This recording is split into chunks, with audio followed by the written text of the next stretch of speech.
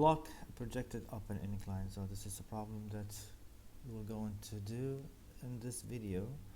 You have a 5 kg block rest on a horizontal frictionless surface. The block is pressed back against a spring having a constant of K of 625 Nm. Compressing the spring by 10 cm to point A, then the block is released. A. Find the maximum distance the block travel up the frictionless incline with an angle of 30 degrees. B. How fast is the block going when halfway it is the maximum height? Okay, to be able to start cracking this problem, we'll need to understand that our major equation for this, it is where we can say it is PE plus APE plus K, so potential energy, elastic potential energy, and kinetic energy in initial stage. Then the final stage is supposed to be PE final plus APE final plus KE final plus energy lost, which is the friction term. So to be able to look into the block, so the block will be compressed this way, and then it has to be sliding, goes all the way until it completes stop at point C, and we need to find the distance and how far will it go up the inclined after it's been compressed by the spring and pushed back again up the incline. Well, first we need to understand this is the initial stage, okay, and this will be the final stage. Looking at the initial stage, okay, we know that velocity, initial velocity, so initial velocity is 0, so that means kinetic energy goes to 0.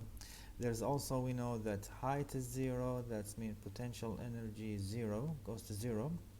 At the same time, but we do have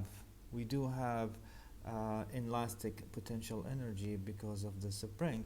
So the first part of initial stage, we have only APE, so we have inelastic potential energy. So in the initial part of the equation, this will be APE, which is the inelastic potential energy. Now we know that this goes to 0 and this goes to 0. And the final stage of the equation, once we go ahead, we know that this is at complete stop, so we definitely know that V final is equal 0. That means KE final is 0. But we do have height, so we know that there is potential energy, okay, and we know that there is no compressor, so there is no EPE at the final, so EPE also goes to 0, and there is no friction, so if there is no friction, energy loss goes to 0. So if we're going to construct the final stages of this equation, so we do have EPE, we don't have inelastic potential energy, we don't have kinetic energy, we don't have energy loss, which is friction. So our equation came to APE initial equal PE final. And from that, we could be able to find our variable, which we're looking for is find what is the distance in this case. Okay. Remember, in this problem, h was not provided, so h in this case normally equal, geometry speaking, d sine theta. So let's fill in the final equation. APE initial equal PE final. In that case, you will have half kx square initial equal mgh.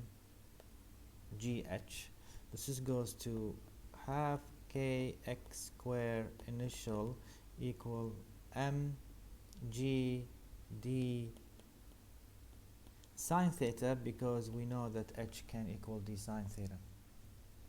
And we need to solve for d. So if we work our math, d should equal half kx x square over mg sine theta. And if we fill this, so d should equal 0.5, 625 and 0.1 square over 0.5, 9.8 as gravity, and sine 30, and the answer should be 128 meter.